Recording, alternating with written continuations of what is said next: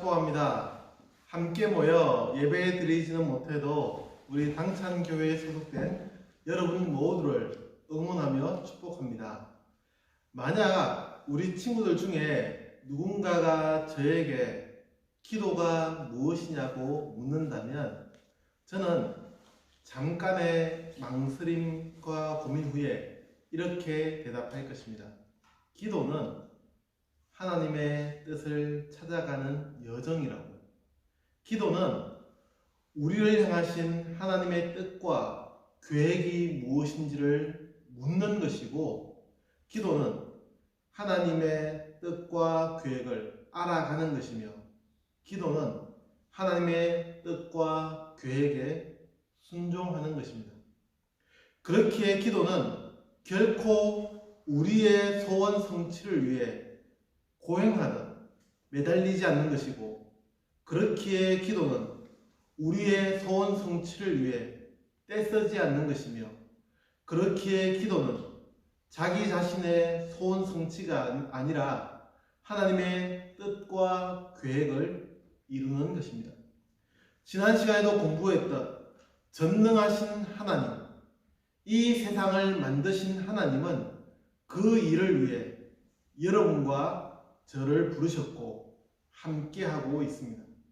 물론 그 과정 중에서 우리의 작은 소원이 이루어지기를 기대하는 것이 뭐 그리 큰 문제가 되겠습니까마는, 전적으로 그것에 우리의 기도가 모두 함몰되어 버릴 때에 기독교는 기독교의 이름을 저버리고 수많은 이교도와 같이 자기 만족을 추구하는 종교로 전락해 버립니다.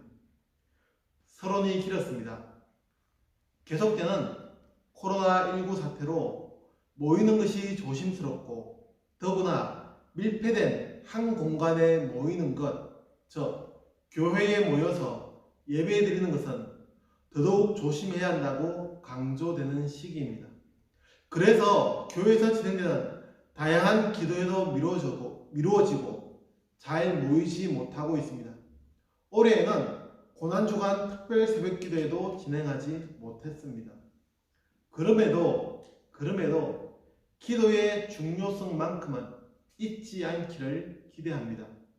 누군가는 자신의 삶과 문제를 두고 하나님께 기도하며 미래를 계획하고 준비할 것이고, 또 누군가는 자신의 이기적인 소원을 이루기 위해 기도가 유용한 도구라고 착각하며 사용하려 할 것이며, 또 누군가는 기도가 무엇인지에 대해 관심조차 없이 생활할 수도 있습니다.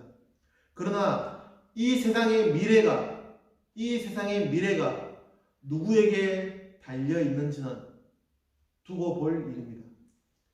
우리의 신앙 고백을 되돌아보며 사도신경을 공부하는 세 번째 시간, 오늘 우리는 나는 그의 유일하신 아들 우리 주 예수 그리스도를 믿습니다 라는 고백에 대해서 공부하려 합니다.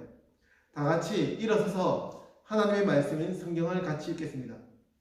오늘 우리 주는 하나님의 말씀은 마가복음 1장 1절의 말씀, 신약성경 53면에 있습니다. 함께 이 말씀을 읽겠습니다. 시작. 하나님의 아들 예수 그리스도의 복음의 시작이라. 마가복음 1장 1절 말씀. 아멘. 자신과 함께 생활하던 누군가를 믿음의 대상으로 따르는 것은 평범한 일상에서 나타날 수 있는 일이 결코 아닙니다. 제 말이 조금 복잡했나요? 쉽게 말해서 내 주변에 있던 누군가를 신앙의 대상으로 삼는 것은 쉽지 않은 일입니다. 물론 사이비 종교에서 가끔 일어나는 일이기는 하지만 일상적으로 경험할 수는 없는 일입니다. 더구나 그 대상이 자신과 가까우면 가까울수록 더욱더 믿음의 대상으로 받아들이지는 않습니다.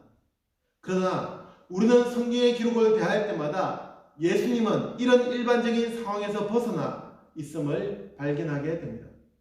예수님과 늘 함께했던 제자들부터 예수님을 하나님의 아들로 고백하며 따르기 시작했기 때문입니다. 사도신경을 공부하면서 우리는 여지없이 첫 번째 고백, 즉 하나님에 대한 고백에 이어 두 번째 고백을 마주하게 됩니다. 이 고백은 이 땅에서 우리와 같은 모습으로 생활하셨던 나사렛 출신의 예수라고 불리는 그 사람에 대한 고백입니다. 그분은 베들레헴에서 태어나셨고 그분은 나사렛에서 자라나셨으며 시간이 지나 어른이 되었을 때에는 갈릴리 호수의 주변 마을들을 다니시며 하나님의 말씀을 전하셨습니다. 이에 대한 내용들은 신약 성경, 특히 마태복음부터 요한복음까지를 읽어보면 누구라도 예수님이 어떤 분이셨고 어떤 일을 하시는지를 알게 됩니다. 우리는 예수님에 대해서 고백할 때마다 그분이 하나님의 아들이심을 고백합니다. 여기에 대해서는 지난 2017년에 사도신경을 공부하면서 자세히 설명을 했었기에 다시 반복하지는 않겠습니다. 그리고 이어서 우리는 그분이 그리스도이심을 고백합니다. 함께 그 마가복음의 말씀에 하나님의 아들 예수 그리스도라고 말씀하는 것입니다. 여기서 그리스도라 함은 기름 부음을 받은 자라는 뜻으로 구약 성경의 배경이 되는 시대에는 왕이나 제사장 그리고 선지자가 기름 부음을 받았습니다. 다시 말해 왕위를 물려줄 때나 제사장을 세울 때 혹은 하나님의 말씀을 전하는 선지자를 세울 때에 머리에 기름을 부었습니다. 그러나 구약의 시대에서 신약 시대가 되면서 이 그리스도라는 의미는 하나님이 약속하신 구원자라는 의미로 이해가 되었습니다. 참고로 그리스도는 헬라어이고 히브리어로는 마시아흐라고 하며 아람어로는 메시아라고 합니다. 다 같은 뜻의 단어입니다. 우리가 예수님을 그리스도로 고백하는 것은 예수님이 하나님께서 인류의 구원을 위해 약속해 주신 분이라는 의미에서 고백하는 것입니다. 여기에 예수님이 하나님의 아들이라는 고백이 더해져서 하나님의 약속은 하나님의 아들을 이 땅에 보내시는 것으로 이루어졌음을 알게 합니다. 다시 말해서 하나님이 약속하신 분은 일반적으로 뛰어난 사람이라고 생각했습니다. 당시의 사람들이 그렇게 생각했다는 말입니다.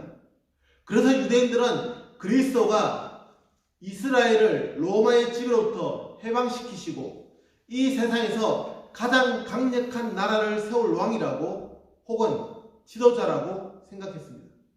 그런데 난데없이 나사렛이라는 지방 마을의 사람, 그것도 변두리에 해당되는 갈릴리에서 활동하는 사람이 그리스도로 고백되기 시작한 것입니다. 그리고 그 고백과 동시에 그가 하는 모든 일들은 범상치 않았습니다. 아무리 부정하고 감추려 했지만 그럴 수가 없었습니다. 최후의 선택은 그를 죽이는 것이었습니다.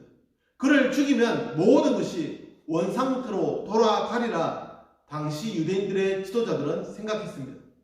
그러나 예수님의 죽음은 오히려 많은 사람들에게 더 확실한 증거가 되었습니다.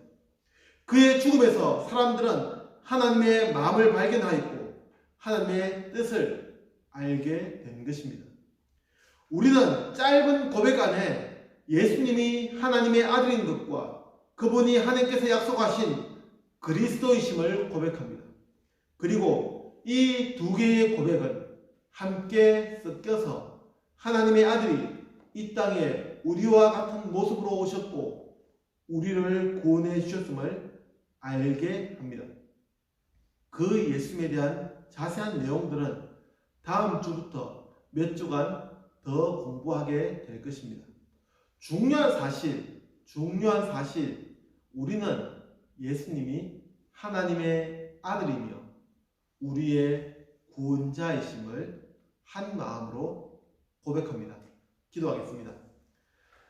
살아계신 하나님, 하나뿐인 아들을 우리를 위해 보내주시고 그 예수님이 그리스도로 고백되게 하시며 온 인류를 구원할 자이심을 알게 하심을 감사합니다. 우리가 매 시간마다 고백하는 이 짧은 고백 속에 우리가 전심으로 함께 생각하며 고백하게 하시고 이 미루의 고백을 잘 이어나갈 수 있도록 도와주옵소서. 예수 이름으로 기도합니다. 아멘.